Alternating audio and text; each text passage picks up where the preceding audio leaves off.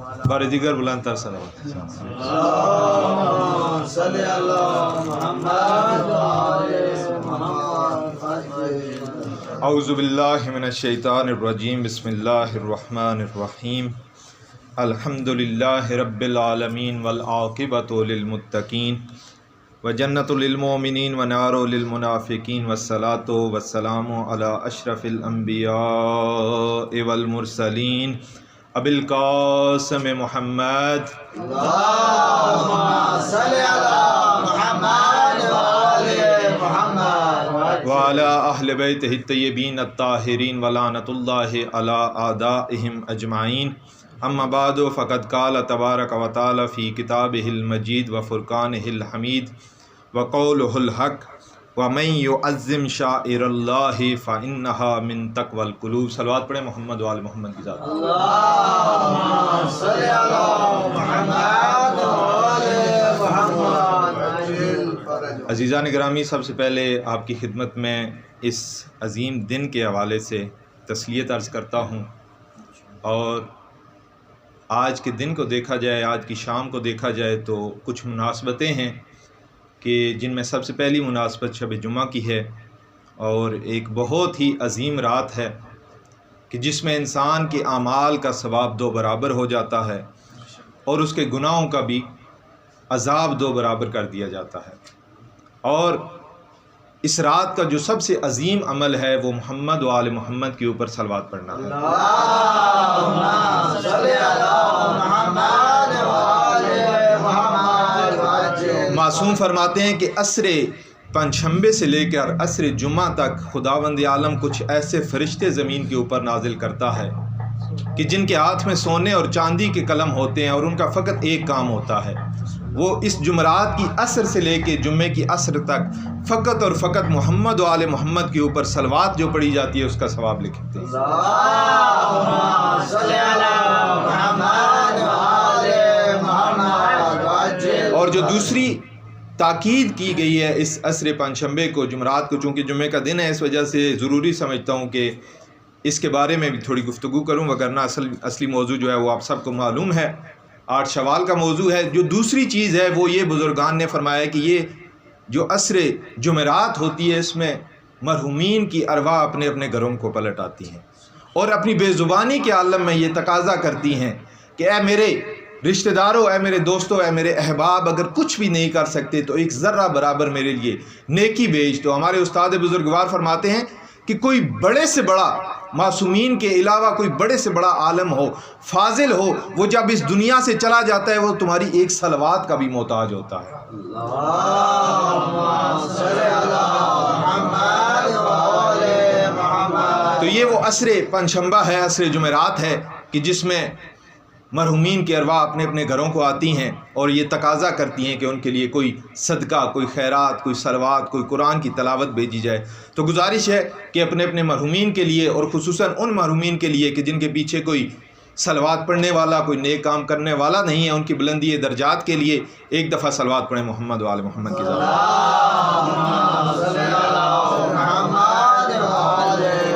عزیزان گرامی، میں نے آپ کے سامنے سورہ حج کی 32 نمبر آیت کو پڑھنے کا شرف حاصل کیا ہے کہ جس کا مفہومی ترجمہ یہ ہے کہ وہ لوگ کہ جو شاعر اللہ کا احترام کرتے ہیں، ان شاعر اللہ کے احترام کرنے کی وجہ سے ان کو تقوی قلوب اور تقوی الہی نصیب ہوتا ہے۔ عزیزان گرامی، اس کائنات کی ہر چیز خدا کی مخلوق ہے اور خدا نے اس کو پیدا کیا ہے، اور آج کا یہ جو دن ہے 8 شوال کا دن، یہ وہ دن ہے کہ جس دن آل سعود نے آج سے تقریباً 100 سال پہلے ائمہ بقی اور دوسرے جو مزار تھے ان کو منہدم کیا۔ اور انہوں نے کس لیے منہدم کیا؟ جس طرح 63 ہجری میں کوفے کے مفتیوں نے فتویٰ دیا تھا کہ حسین ابن علی کا قتل کرنا جائز ہے، اسی طرح ان مفتیوں نے، ان آل سعود کے مفتیوں نے کہا کہ یہ جو مقبرے ہیں، یہ جو قبور ہیں، یہ جو قبور کے اوپر بنی ہوئی بلڈنگ ہیں، جو مینار ہیں، جو حرم ہیں، یہ بدعت ہیں۔ जिस तरह उन्होंने फतवा दिया इसी तरह आज उनकी आल ने फतवा दिया, और इस फतवे की वजह से बकी के जो मज़ारात थे उनको मुनहदिम कर दिया गया। ये वो मज़ार हैं जो शायरुल्लाह हैं। अजीज़ान गिरामी, मैंने जिस आयत को आपके सामने पढ़ने का शर्फ हासिल किया है, वो आयत ये कह रही है कि शायरुल्लाह का एहतराम करना ये तकवा इलाही का सबब बनता है। शायर क्या है? अगर इसको हम लुगत के हवाले से देखें तो शायर शईर की जमा है कि जिसका लुगवी एतबार से माना अलामत है, और इस्तिलाह में किसी चीज़ को या ऐसी जगह के जहाँ पर इबादत की जाए उसको शायरुल्लाह कहा जाता है। यानी कि वो जगह, वो मकान के जहाँ पर खुदा की इबादत की जाती है। तो अज़ीज़ान गिरामी, इस कायनात को अगर देखा जाए, नबातात हैं, जमादात हैं, इंसान हैं, हैवान हैं, हर चीज़ है। आया हर चीज़ शायरुल्लाह है? हर चीज़ का एहतराम करना खुदा के एहतराम करने के बराबर है, या इसमें मखसूस चीज़ें हैं कि जिनका एहतराम करना ज़रूरी है? मसलन नबातात हैं। नबातात किसको कहा जाता है? वो चीज़ें कि जो ज़मीन से उगती हैं। जमादात हैं वो चीज़ें कि जो जमूद रखती हैं, मसलन उनमें जान नहीं होती। मिसाल के तौर पर पत्थर है। सब के सब पत्थर बेशक खुदा ने पैदा किए हैं, लेकिन उनका एहतराम वाजिब नहीं है। बेशक ये पत्थर बेजान हैं, लेकिन शऊर रखते हैं। खुदा की जितनी भी मखलूक़ात हैं, उन मखलूक़ात में वो मखलूक़ात के जो बेजान हैं, बेजान होने के साथ साथ उनमें शऊर है। अगर शऊर ना होता तो वो संगरेज़े रसूल खुदा के हाथ के ऊपर आकर तस्बीह ना करते। अगर शऊर ना होता तो हज़रत इब्राहीम के लिए जलाई गई आग कभी ठंडी ना होती। अगर शऊर ना होता तो वो जो साहबी इमाम था, वो जब तंदूर में जाता है तो तंदूर की आग उसके लिए ठंडी ना होती। बेजान चीज़ें हैं, लेकिन शऊर इलाही रखती हैं। खुदा ने इनको शऊर दिया है। तो पत्थर हैं। पत्थर एक ऐसी चीज़ है कि जो बेजान है। आया तमाम के तमाम पत्थर ऐसे हैं कि जिनका एहतराम करना ज़रूरी है। कुछ पत्थर ऐसे हैं कि जो तज़ीन के लिए इस्तेमाल किए जाते हैं। कुछ पत्थर ऐसे हैं जो ठोकरें खाने के लिए हैं। कुछ पत्थर ऐसे हैं कि जो कब्रों के ऊपर लगाए जाते हैं। लेकिन सारे के सारे पत्थर ऐसे नहीं हैं कि उनका एहतराम किया जाए। लेकिन कुछ पत्थर ऐसे हैं कि जिनको हम देखते हैं कि उनका एहतराम ज़रूरी करार दिया गया है। रवायात में है कि जब इंसान हज के लिए जाता है तो हज का एक ऐसा रुकन है, एक ऐसा अमल है कि जो ज़रूरी है। वो क्या है? वो हजर अस्वद को सलाम करना है। हजर अस्वद भी एक पत्थर है कि जो हज़रत आदम के साथ ज़मीन के ऊपर आया था। उस वक्त इस पत्थर के बारे में कहा जाता है कि इसका रंग सफ़ेद था, लेकिन आज तस्वीरें, आज डिजिटल तस्वीरें उसकी आई हैं, आपने देखी होंगी, स्याह हो चुका है। क्यों स्याह हो चुका है? इस वजह से कि मुनकरीन विलायत अली और गुनाहगार लोगों के मस करने की वजह से वो पत्थर आज स्याह हो गया है।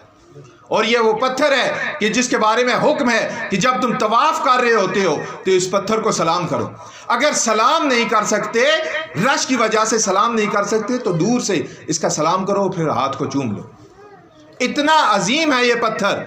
और ये पत्थर वो है कि जिसने इमाम की इमामत की गवाही दी। वो ज़माना कि जब जनाब हनफिया ने एक दफ़ा इमाम सज्जाद से कहा कि सरकार, मैं अली का बड़ा बेटा हूँ, आप मेरे भतीजे हैं, ओहदा इमामत अगर देखा जाए तो मेरे पास आता है। तो इमाम ने कमाल एहतराम से अपने चचा को कहा कि चचा, ऐसी बात नहीं है, ये मकाम और मर्तबे के लिहाज से ये ओहदा नहीं दिया जाता। ये ओहदा वो है कि जो अज़ल से लोगों के साथ मंसूब कर दिया गया है। अगर आपको यकीन नहीं है तो हजर अस्वद के पास चलते हैं, वो फैसला करेगा। और इसी हजर अस्वद ने फैसला किया कि इमाम कौन है। तो अज़ीज़ान गिरामी, बस सारे पत्थर एक जैसे नहीं है। हजर अस्वद शायरुल्लाह में से है, इसका एहतराम करना ज़रूरी है। क्यों एहतराम करना ज़रूरी है? मुफस्सरीन ने कहा इस वजह से इसका एहतराम करना ज़रूरी है कि ये पत्थर जन्नत से आया है। अब मैं यहाँ पर कहूँगा, अगर पत्थर जन्नत से आए तो इसका एहतराम करना ज़रूरी हो जाता है। और वो जो वारिसान जन्नत है, इन्नल हसन वल हुसैन सैयद शबाब अहल जन्नह, और वो बीबी कि जो जन्नत की ख़वातीन की सरदार है, क्या उनकी कबूर शायरुल्लाह में से नहीं है? बेशक उनकी कबूर शायरुल्लाह में से है। सलवात पढ़े मोहम्मद वाले मोहम्मद की ज़ात पे।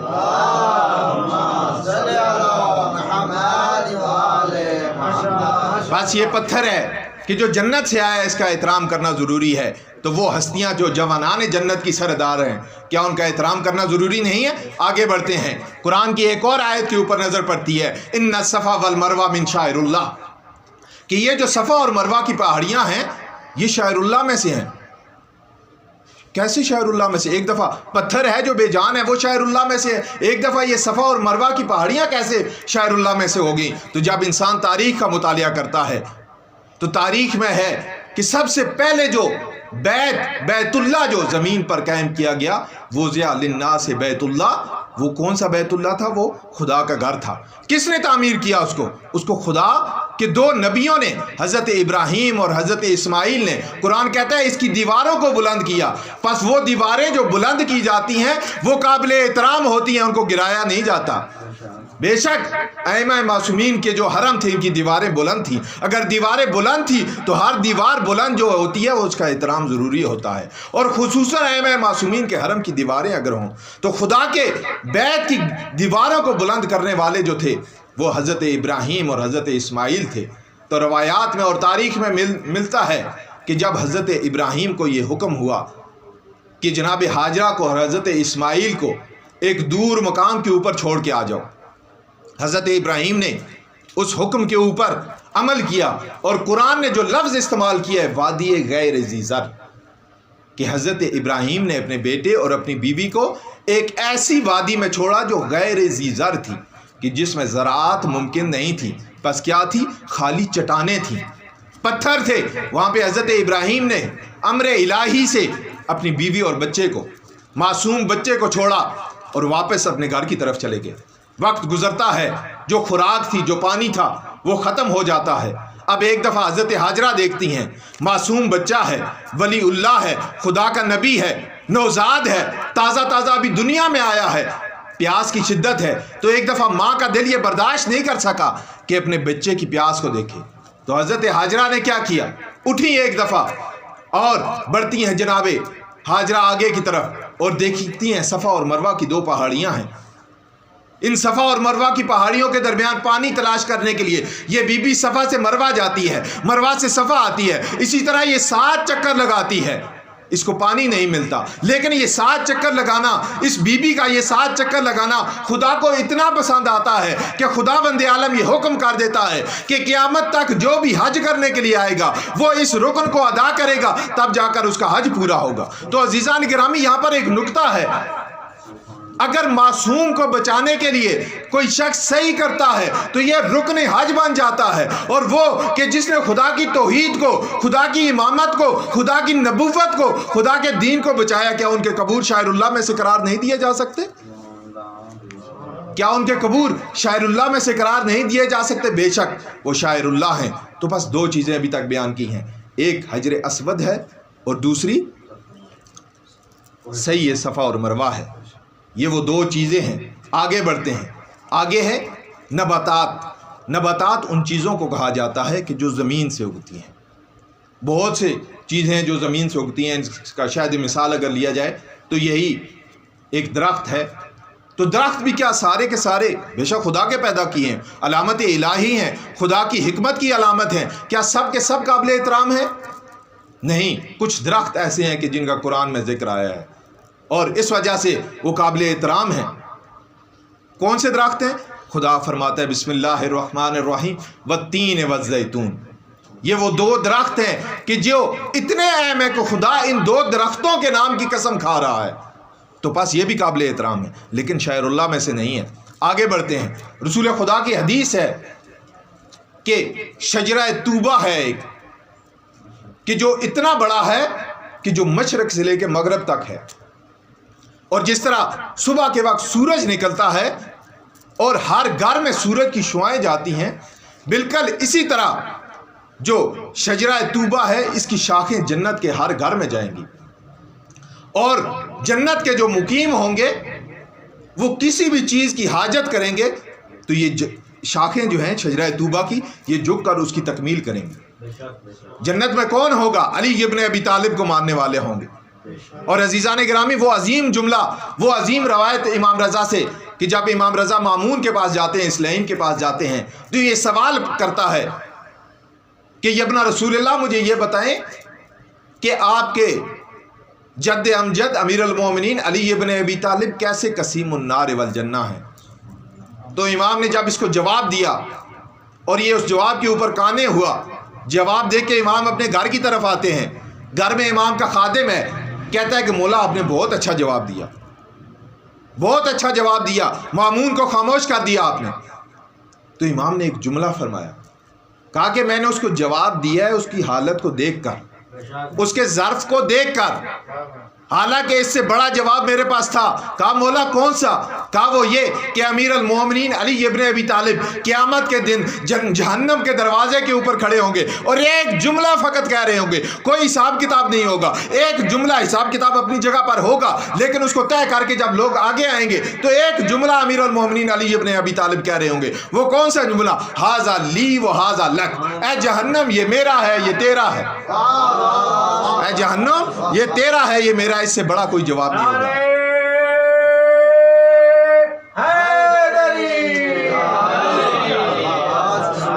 اے جہنم یہ میرا ہے اور یہ تیرا ہے۔ اور عزیزان گرامی، امیر المومنین علی ابن ابی طالب سے محبت رکھنے کے لیے دو چیزوں کی ضرورت ہوتی ہے، ایک ولد الزنا نہ ہو، دوسرا ولد الحیض نہ ہو۔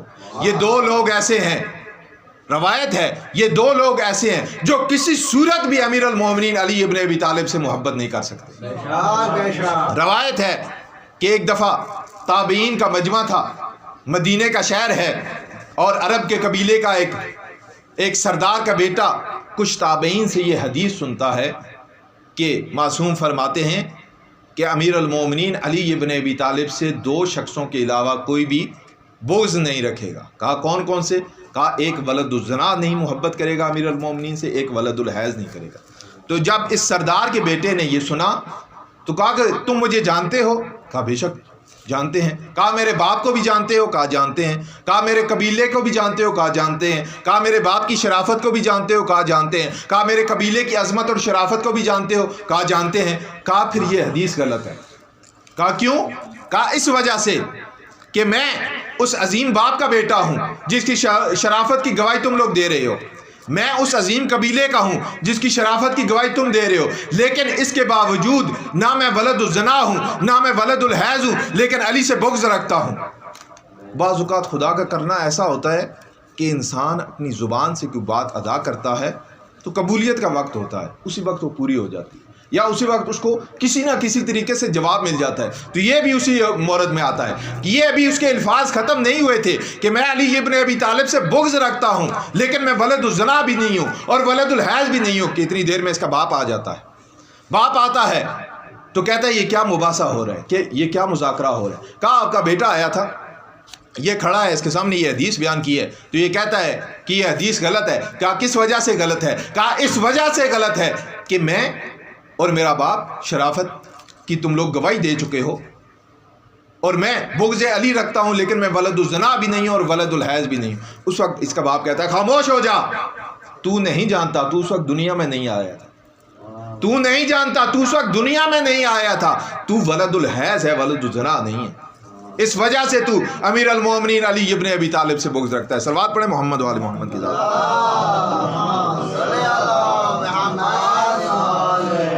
تو عزیزان، ساری جو نباتات ہیں، ساری جو مخلوقات ہیں، ان کا احترام کرنا لازم نہیں ہے۔ بعض چیزیں ہیں جو شاعر اللہ میں سے ہیں، ان میں سے ایک حجر اسود ہے، اس کے بعد صفا اور مروہ ہے کہ جن کی صحیح کرنا حج کا رکن ہے، اور اس کے بعد نباتات میں بعض چیزیں ہیں کہ جو بے شک خدا کی پیدا کی گئی ہیں، قابل احترام ہیں لیکن شاعر اللہ میں سے نہیں ہیں۔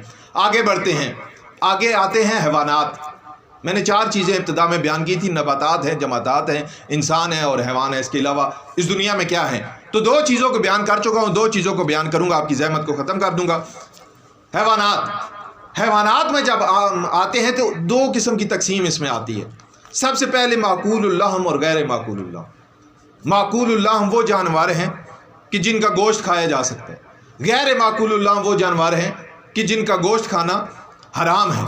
اور جو معقول اللحم ہیں ان میں سے کچھ جانور ایسے ہیں کہ جن کا گھروں میں رکھنا مستحب ہے، اور انبیاء کی سیرت بھی ہے، روایات میں ہے کہ انبیاء نے بعض جانور مثلا بھیڑ بکریاں اپنے گھروں میں رکھی ہوئی تھیں۔ اسی طرح آپ روایات کا مطالعہ کریں، کبوتر رکھنا، مرغیاں رکھنا، یہ وہ چیزیں ہیں کہ جن کا گھر میں رکھنا مستحب ہے، ثواب کا عمل ہے۔ علامہ مجلسی تحریر کرتے ہیں کہ یہ جو چیزیں ہیں ان کو انعام کہا جاتا ہے، چار پاؤں کو جو ہے انعام کا لفظ ان کے لیے استعمال کیا جاتا ہے. کہا کیوں استعمال کیا جاتا ہے؟ کہا اس لیے استعمال کیا جاتا ہے کہ یہ چیزیں اگر انسان گھر میں رکھے تو باعث برکت ہے، برکت آتی ہے گھر میں. تو اب ہم آگے بڑھتے ہیں، حیوانات میں قرآن کی طرف اگر رجوع کریں تو قرآن نے ایک جملہ استعمال کیا ہے کہ یہ جو اونٹ ہے یہ تمہارے لیے شاعر اللہ میں سے ہے. اونٹ شاعر اللہ میں سے ہے. مفسرین سے جب پوچھا کہ ایک اونٹ ہے کس وجہ سے شاعر اللہ میں سے ہے؟ اونٹ وہ بھی جو تر و تازہ ہو، موٹا تازہ ہو، اس کو شاعر اللہ میں سے قرار دیا گیا ہے. سورہ حج کی آیت ہے کہ یہ جو بدن ہے، بدن کا لفظ اس کے لیے استعمال ہوا ہے، یہ شاعر اللہ میں سے ہے. کہا کیوں شاعر اللہ میں سے ہے؟ کہا اس وجہ سے یہ اونٹ شاعر اللہ میں سے ہے کہ ذبیح اللہ حضرت اسماعیل کے اوپر قربان ہو جانے والے اس جانور کے ساتھ شباہت رکھتا ہے، اس جانور کے ساتھ شباہت رکھتا ہے. اب اگر اونٹ اس ذبیح اللہ کے اوپر قربان ہو جانے والے اس گوسفند کے ساتھ شباہت رکھے تو وہ شاعر اللہ میں سے ہو جاتا ہے. تو عزیزان گرامی، میں یہاں پر ایک سوال کروں گا کہ یہ جو قبور ہے ائمہ معصومین کی، یہ جو معصومین ہیں یہ کس سے شباہت رکھتے ہیں؟ ان کی نسبت کس سے ہے؟ کیا رسول خدا سے ان کی نسبت نہیں ہے؟ کیا آل رسول نہیں ہے؟ اگر آل رسول ہیں اور ان کی نسبت ہے تو یہ بھی ان کی قبور بھی شاعر اللہ میں سے ہے، اور ان کی قبور کی بے احترامی کرنا گناہ ہے. تو پاس عزیزان گرامی، حیوانوں میں سے بھی بعض چیزیں ایسی ہیں کہ جو شاعر اللہ میں سے ہیں. اس کے بعد انسان ہیں. انسان ایسے ہیں کہ جن میں بعض کو بعض کے اوپر قبلہ فضیلت دی گئی ہے. مثلا آپ سیرت انبیاء کو اگر دیکھیں یا قرآن کا مطالعہ کریں تو اس میں فضلنا بعضهم علی بعض، کہ ہم نے بعض انبیاء کو بعض انبیاء کے اوپر برتری دی. آپ دیکھتے ہیں کہ بعض انبیاء ایسے ہیں کہ جو صاحب کتاب ہیں، بعض ایسے ہیں جو صاحب کتاب نہیں ہیں، بعض ایسے ہیں کہ جو صاحب شریعت ہیں، بعض ایسے ہیں کہ جو صاحب شریعت نہیں ہیں، بعض ایسے ہیں جو اولی العزم ہیں، بعض ایسے ہیں کہ جو اولی العزم نہیں ہیں. تو بس انسان جو ہیں وہ اور انبیاء جو ہیں خصوصاً ان میں سے بعض جو ہے نا بعض کے اوپر فضیلت رکھتے ہیں. اسی طرح انسانوں کی ایک اور قسم قرآن نے اس کے لیے آیت استعمال کی ہے. قرآن میں یہ خدا فرماتا ہے کہ ہم نے انسانوں کو آنکھیں دی لیکن وہ دیکھتے نہیں ہیں، ہم نے ان کو کان دیے لیکن وہ حق بات سنتے نہیں ہیں، ہم نے ان کو زبان دی لیکن وہ حق بات بیان نہیں کرتے. یہ وہ لوگ ہیں کہ جو حیوانوں کی مانند ہیں. اور اس سے آگے ایک اور کلمہ قرآن نے استعمال کیا، بلکہ یہ حیوانوں سے بھی بدتر ہیں. وہ لوگ کہ جو عقل رکھتے ہیں، آنکھیں رکھتے ہیں لیکن حق بات کی گواہی نہیں دیتے، یہ وہ لوگ ہیں کہ جو حیوانوں سے بھی بدتر ہیں. اب میں آپ سے پوچھتا ہوں صاحبان عقل سے، یہ میرا سوال ہے کہ عزیزان گرامی مجھے بتائیں کہ جناب سیدہ کون تھی؟ ائمہ بقی کون تھے؟ امام حسن کون تھے؟ امام سجاد کون تھے؟ امام باقر کون تھے؟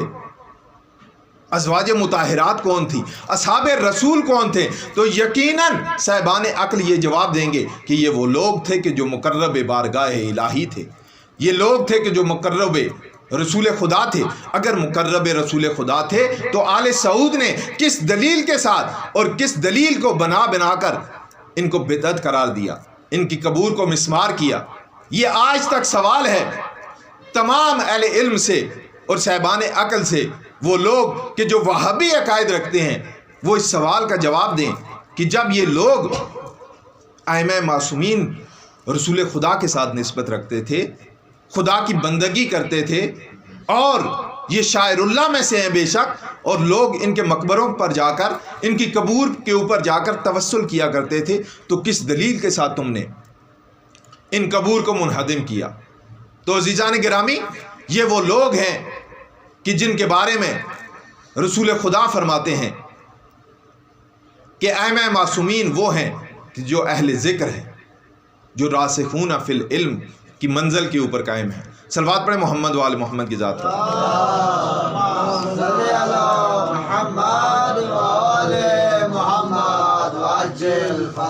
یہ وہ لوگ ہیں جو راسخون فی العلم ہیں، اور یہ وہ لوگ ہیں کہ جن کے اوپر خدا نے قرآن میں سلام بھیجا ہے.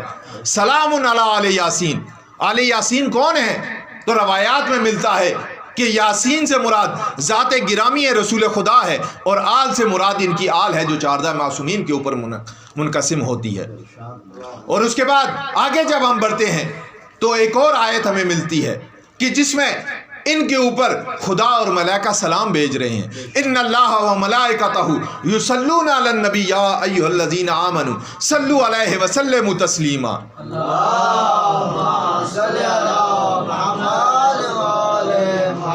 یہ وہ لوگ ہیں، یہ وہ ائمہ معصومین کی ذوات مقدسہ ہیں کہ جن کے اوپر سلام بھیجتے ہیں، ملائکہ بھی سلام بھیجتے ہیں اور ملائکہ کے علاوہ خدا بھی سلام بھیجتا ہے۔ اور روایات میں ہے اور بزرگان یہ فرماتے ہیں یہ واحد وہ عبادت ہے کہ جس میں انسان خدا کے ساتھ شریک ہوتا ہے۔ جب آپ صلوات پڑھتے ہیں تو خدا بھی صلوات پڑھ رہا ہے، ملائکہ بھی صلوات پڑھ رہے ہیں اور ایک گناہگار بھی صلوات پڑھ رہا ہے۔ اسی وجہ سے آپ فقط اس بات کی روایات کا مطالعہ کریں تو آپ کو پتہ چلے گا کہ صلوات کی کتنی عظمت ہے۔ آپ بزرگان ہیں، میں جسارت کر رہا ہوں، آپ طالب علم ہیں اور یقیناً صاحب مطالعہ ہیں، اس باب کی روایت کو دیکھیں، روایات کو دیکھیں تو آپ کو پتہ چلے گا کہ سب سے بڑی عبادت واجبات الہی کے بعد محمد و آل محمد کے اوپر صلوات پڑھنا ہے، محمد و آل محمد کے اوپر صلوات پڑھنا ہے۔ تو عزیزان گرامی، جب یہ آیت نازل ہوتی ہے تو اس میں صحابی عرض کرتے ہیں یا رسول اللہ ہم کیسے صلوات پڑھیں، صلوات پڑھنے کا طریقہ کیا ہے؟ تو رسول خدا نے اس وقت ایک معیار، ایک قاعدہ بتایا، کہا دیکھو جب بھی صلوات پڑھو تو دیکھو دم کٹی صلوات کبھی نہ پڑھنا۔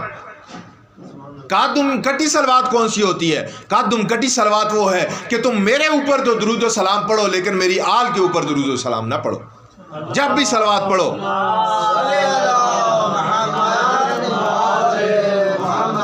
جب بھی صلوات پڑھو میری اور میری آل کے اوپر صلوات پڑھو، میری آل کو لازمی شامل کرو۔ اگر میری آل کو شامل نہ کیا تو ثواب بھی نہیں ملے گا اور تمہاری صلوات بھی ناقص ہوگی۔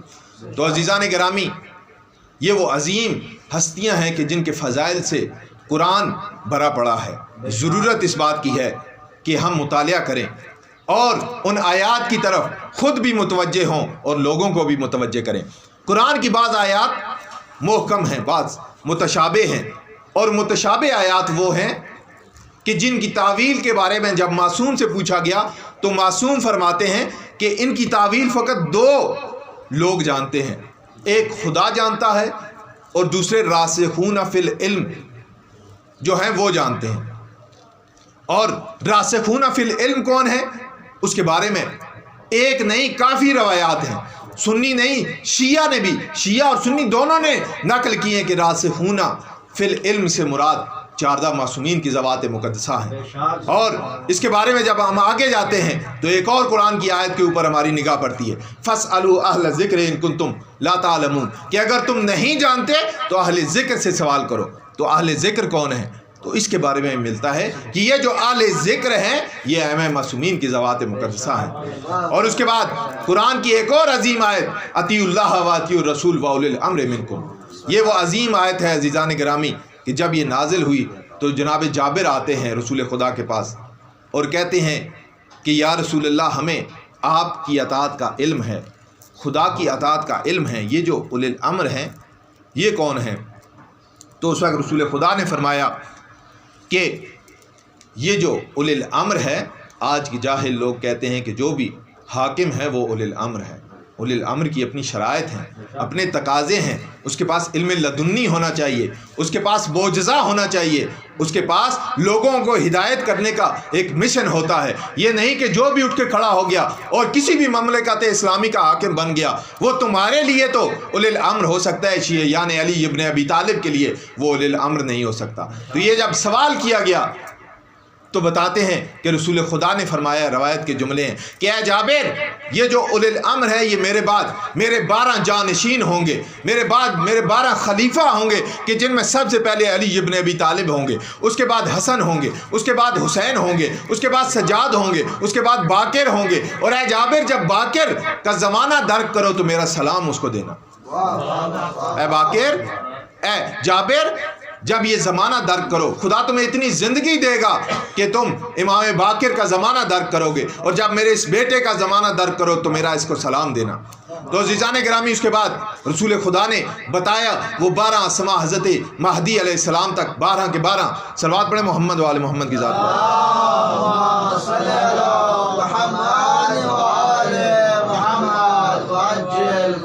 12 کے 12 ائمہ معصومین کے جابر کو نام بتائے، اور یہ تاکید کی کہ خداوند عالم تمہیں زندگی دے گا، اتنی زندگی دے گا کہ تم میرے اس بیٹے کا زمانہ درک کرو گے، تو جب اس بیٹے کا زمانہ درک کرو تو اس کو میرا سلام کرنا۔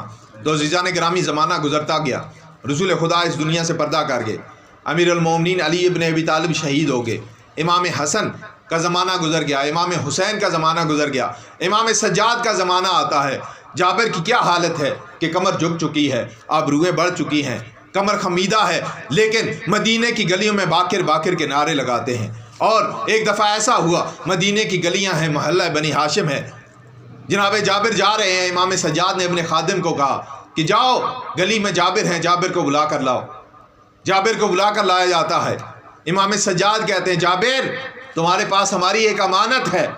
تو جناب جابر کہتے ہیں کہ یا ابن رسول اللہ، بے شک جب یہ آیت نازل ہوئی تھی اطیعوا اللہ و اطیعوا الرسول واولی الامر منکم، تو میں نے اس آیت کی تفسیر کو جب رسول خدا سے پوچھا تھا تو اس کی تفسیر کے دوران انہوں نے مجھے کہا تھا کہ میرا ایک بیٹا ہوگا کہ تورات میں جس کا نام باقر ہوگا، جب اس کا زمانہ درک کرو تو میرا سلام اس کو دینا۔ تو کہا باقر، کہا جابر کیا تم نے وہ سلام دیا؟ کہا مولا ابھی تک اس شہزادے کی زیارت نہیں ہوئی مجھے۔ تو ایک دفعہ امام باقر کو صدا دیتے ہیں، امام باقر آتے ہیں، تو مولا فرماتے ہیں کہ جابر یہ وہ شہزادہ ہے کہ جو میرے بعد تمہارے اوپر حجت ہوگا، میرے بعد تمہارا امام ہوگا۔ تو عزیزان گرامی، جناب جابر اپنی جگہ سے کھڑے ہو جاتے ہیں، کھڑے ہو کر اس شہزادے کا چہرہ انور اپنے ہاتھوں میں لیتے ہیں، اپنے ہاتھوں میں دے کر ایک دفعہ اس کی پیشانی کے اوپر بوسہ دے کر کہتے ہیں کہ تمہارے جد نے تمہیں سلام کیا تھا، تمہارے جد نے تمہیں سلام کیا تھا۔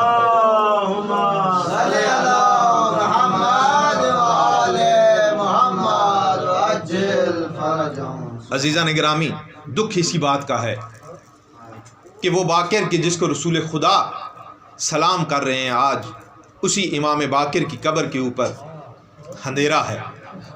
8 شوال کو ان ملونوں نے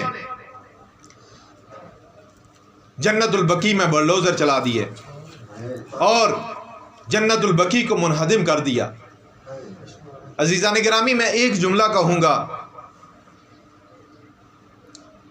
انسان کسی کا کتنا بھی دشمن ہو، جب وہ مر جاتا ہے تو اس کی دشمنی ختم ہو جاتی ہے۔ جب وہ اس دنیا سے چلا جاتا ہے تو طرف مقابل کہتا ہے کہ اب دنیا سے چلا گیا ہے، میں اس کو کیا کہوں۔ لیکن بعد بدتینت اور منافق ایسے ہوتے ہیں کہ جو مرنے کے بعد بھی دشمنی رکھتے ہیں۔ لیکن آپ اپنے معاشرے میں دیکھیں، اپنے ارد گرد دیکھیں، جتنا بھی کوئی کسی کا دشمن ہو، اس کی قبر کے اوپر آ کر اس کی توہین نہیں کرتا۔ لوائقین جو ہوتے ہیں وہ اس کو اتنی جرت نہیں دیتے کہ وہ قبر کی توہین کرے۔ قبر تو دور کی بات، قبر کے اوپر لگے ہوئے ایک پتھر کی بھی توہین کرنے کی آج ہم اجازت نہیں دیتے۔ اپنے ورثاء کی قبور کا اتنا احترام کرتے ہیں، لیکن ہائے مظلومیت اہل بیت، ہائے مظلومیت اہل بیت، نہ جانے ایسا کون سا وہ دکھ تھا یا ایسا کون سا وہ عمل تھا کہ جس کی وجہ سے یہ منافق اہل بیت علیہ السلام کے دشمن ہو گئے۔ عزیزان گرامی، یہ پہلا واقعہ نہیں ہے کہ ائمہ معصومین کی قبر کو منہدم کیا گیا۔ یہ ملعون امام حسین کے زمانے سے یہ حرکتیں کرتے آ رہے ہیں۔ کبھی امام حسین کی قبر کے اوپر پانی چھوڑتے ہیں، کبھی ہل چلاتے ہیں، لیکن اپنے مقاصد میں کامیاب نہیں ہوتے۔ انہی کی نسل آج آل سعود کی شکل میں ائمہ معصومین کے قبور کو، ائمہ بقیع کی قبور کو منہدم کرتی ہے، اور پھر انہی کی نسل امام حسن عسکری کے حرم کو منہدم کرنے کی کوشش کرتی ہے۔ یہ انہی کی نسل ہے کہ جو آج تک ائمہ معصومین کا ذکر کرنے والوں کو، ان کے ماننے والوں کے دنبال پہ ہے اور ان کو کسی نہ کسی طریقے سے شہید کر رہی ہے۔ تو عزیزان گرامی، یہ جو ہستیاں ہیں یہ کون ہیں؟ ائمہ بقیع کون ہیں؟ بے شک जनाब सैयदा की मुसद्दका रवायात के मुताबिक बकी में कब्र नहीं है, लेकिन रवायत मौजूद है। और उसके साथ साथ ये भी है कि इन मलऊनों ने वो जो हरम गिराए उनमें बैतुल हुज़न भी बना हुआ था, उसको भी गिराया। इमाम हसन कौन है अजीजान गिरामी? इमाम सज्जाद कौन है? ये आइमा मासूमीन कि जिनकी कबूर को मुनहदिम किया गया, ये कौन है? इस कब्रिस्तान में बहुत सी हस्तियां अजीजान गिरामी दफन है। इस कब्रिस्तान में शहजादा अली अकबर की माँ दफन है, शहजादा अली अस्कर की माँ दफन है। ये वो कब्रिस्तान है कि जिसमें हज़रत अबुल फज़ल अब्बास की माँ दफन है। अजीज़ान गिरामी, रवायत में मिलता है कि जब शाम से लुटा हुआ काफिला वापस आता है और वापस आकर मदीने में मुनादी निदा देता है कि ऐ लोगों, सादात पलट कर वापस आ गए हैं। एक दफ़ा बीबी के कानों में ये आवाज़ पड़ती है, बीबी अपने घर से बाहर आती हैं, मुनादी को बुलाती हैं। कहा क्या कहा? कहा सादात वापस आ गए हैं। कहा मुझे ये बताओ मेरे हुसैन की खबर क्या है, मेरे हुसैन का पता बताओ। कहा बीबी आपके बेटे अब्बास का बड़ा अरमान है। कहा मैंने अब्बास का नहीं पूछा, मैंने अपने हुसैन का पूछा है। कहा बीबी तेरे जाफिर का बड़ा अरमान है। कहा मैंने जाफिर का नहीं पूछा, मैंने हुसैन का पूछा है। आज इस बीबी की कब्र के ऊपर भी बुलडोजर चला दिए गए हैं। ये वो बीबी है कि जो कनीजी में पीछे ना रही। जनाब सैयदा की कब्र मुनहदिम हुई, जहाँ पे मैं बकी की कब्र मुनहदिम हुई, वहाँ पे इस बीबी की कब्र मुनहदिम होती है। तो अजीजान गिरामी, जनाब सैयदा वो ज़ात गिरामी है कि जिनके बारे में रसूल खुदा ने फरमाया कि जिसने सैयदा को राज़ी किया उसने मुझे राज़ी किया, जिसने सैयदा को नाराज़ किया उसने मुझे नाराज़ किया। ये वो अज़मत है जनाब सैयदा की, ये वो अज़मत है कि जनाब रसूल खुदा 6 महीने तक आया इन्नमा नाज़िल होने के बाद इस दर के ऊपर आते हैं और इस आयत की तिलावत करते हैं।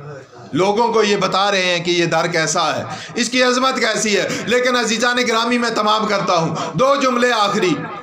ये वो दर है कि जिसकी दर के ऊपर रसूल खुदा इजाज़त लेकर आते हैं। लेकिन मौला अली की शहादत के बाद मौला अली के ज़माने में एक वक्त ऐसा आता है कि इसी दर के ऊपर वो लोग लकड़ियां लेकर आ जाते हैं और एक दफ़ा धक्कल बाब होती है, जनाब सैयदा दरवाजे के पीछे आती हैं। कहा अली को बाहर निकालो, कहा अली को बाहर नहीं निकालूंगी, कहा अली को बाहर निकालो, नहीं तो इस दरवाजे को जला देंगे। मलूनों की ये जुर्रत कि दरवाजे को आग लगा रहे हैं। बीबी ने कहा अली को बाहर नहीं निकालूंगी। एक दफ़ा इन मलूनों ने दरवाजे को लकड़ियां जमा की और दरवाजे को आग लगा दी। आग के शोले बुलंद हुए। एक दफ़ा दरवाजे को लात मारी, दरवाजे को गिरना था कि जनाब सैयदा दरवाजे के नीचे हैं। अब एक दफ़ा जनाब सैयदा ने कहा फिजा मेरी मदद को आ, मेरा मोहसिन शहीद हो गया, मेरा मोहसिन शहीद हो गया। अजीज़ान गिरामी, ये वक्त भी गुजरता है, जनाब सैयदा का आखिरी वक्त है। जनाब सैयदा के जनाजे को तैयार कर दिया जाता है,